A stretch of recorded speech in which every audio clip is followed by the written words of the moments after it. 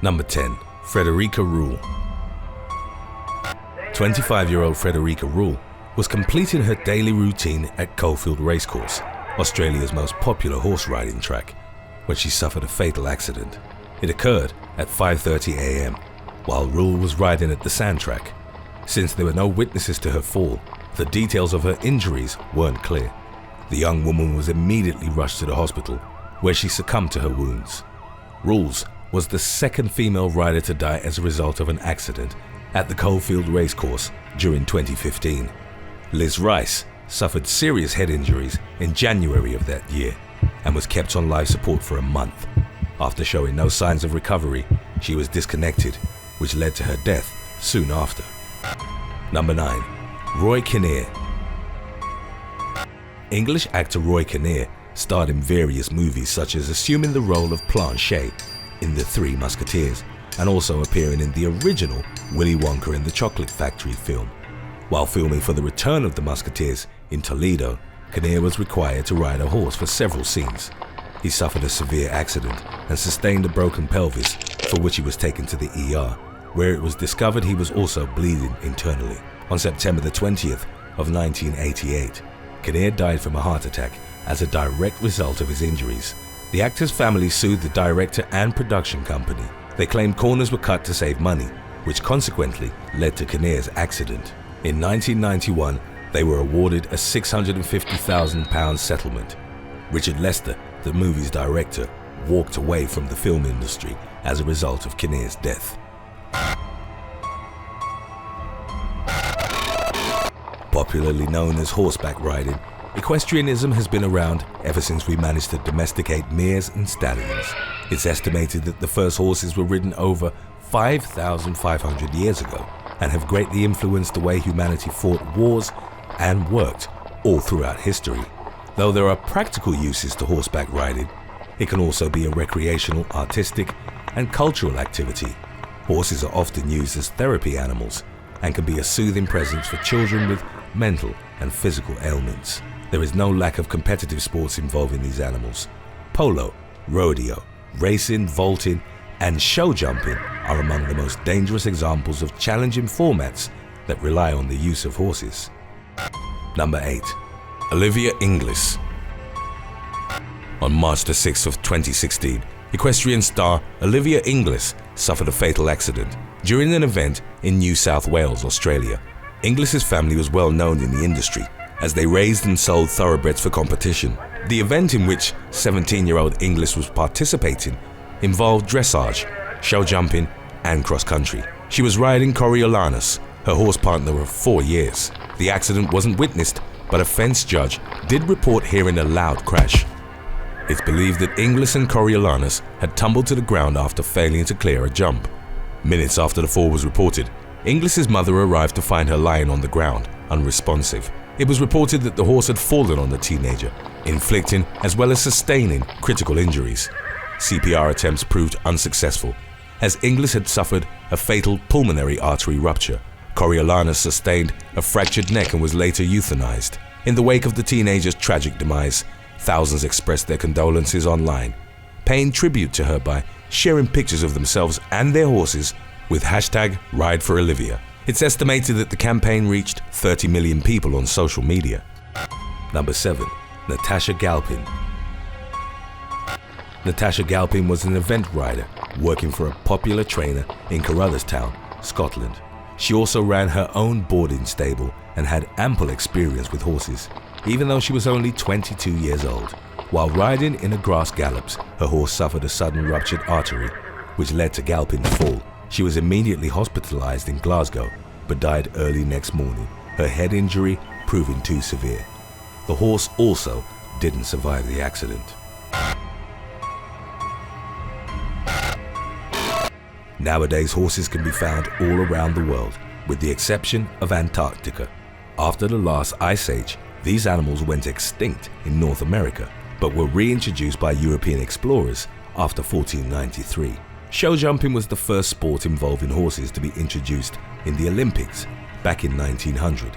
Recently, awareness has been raised by animal rights groups regarding the cruelty racehorses sometimes endure. The pressures of high-stake bets in races lead to extreme conditions, injury, and death. Animal Aid published a study proving 375 racehorses die annually, and those who survive may endure debilitating illnesses such as bleeding lungs and gastric ulcers. Number 6. Caitlin Forrest.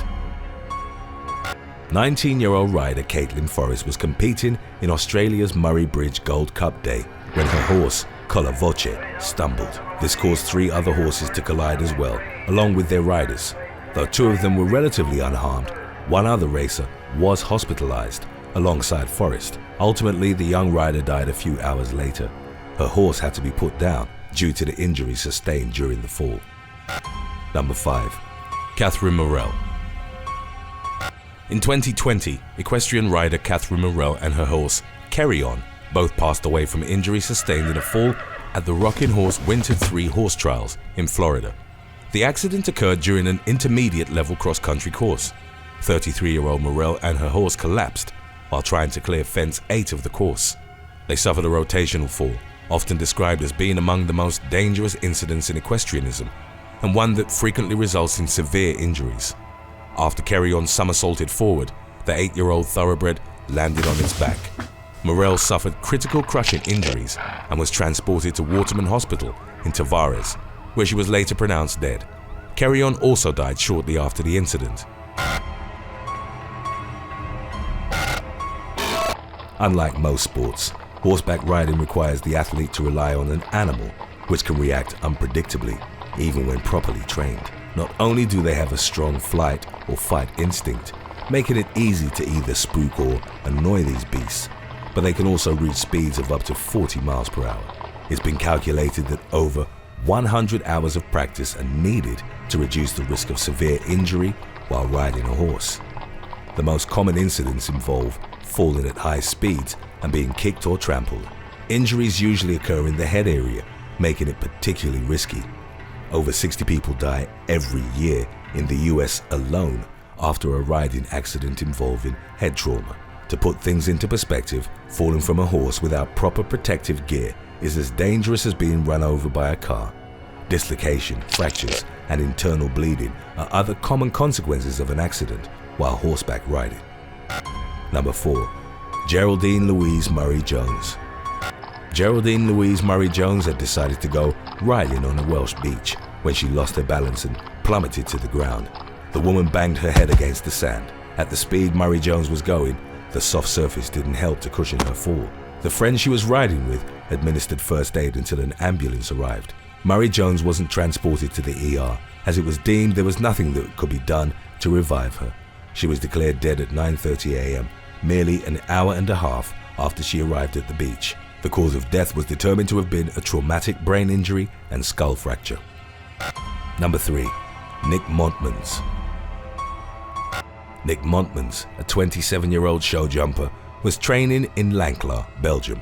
Unlike other routine practices, something went horribly wrong and he plummeted to the ground.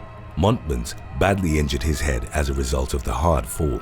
He was immediately admitted to the hospital and underwent surgery. Unfortunately, he remained in a coma after the procedure and failed to wake up.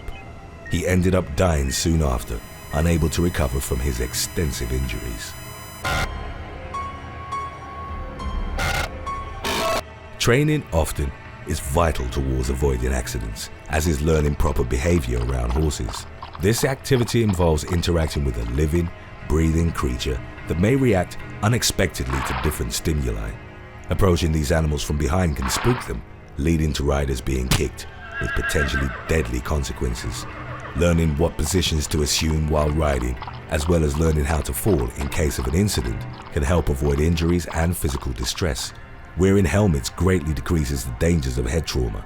After an accident, even a minor one, replacing the helmet is recommended, even if there's no visible damage. Today's topic was requested by Instagram follower Worsted Kitten. If you have any other topics you'd like to learn about, subscribe and let us know in the comments section below, or follow us on Instagram and reach out to us there. Number 2.